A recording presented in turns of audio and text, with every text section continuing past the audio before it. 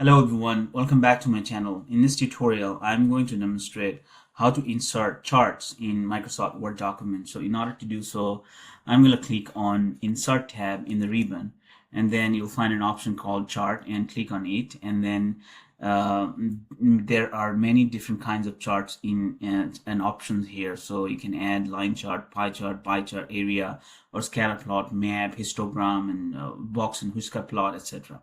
Okay, so I'm going to show you just one out of them. So that would be a pie chart. So click on the pie chart, then it gives you some previews like donut chart or this kind of 3D pie chart or pie of the pie, etc. But I'm going to select this simple one, and you can see this the preview in a bigger form, and then click OK.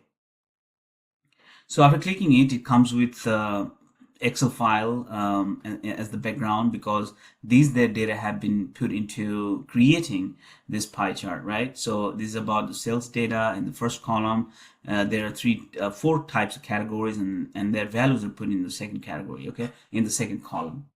So I'm going to close this, and from this area, if you click on this area, you can right click on it and you'll find an option called change chart type, and click on it, and then that gives you this options to change the chart type. You can make it a histogram, right? So if you click on the histogram and click OK, so it gives you an histogram. Okay, so I don't want this, so I actually want this one. So basically this is how you have to insert a chart in Microsoft Word document. Thanks for watching. If you find my videos helpful, please subscribe my channel.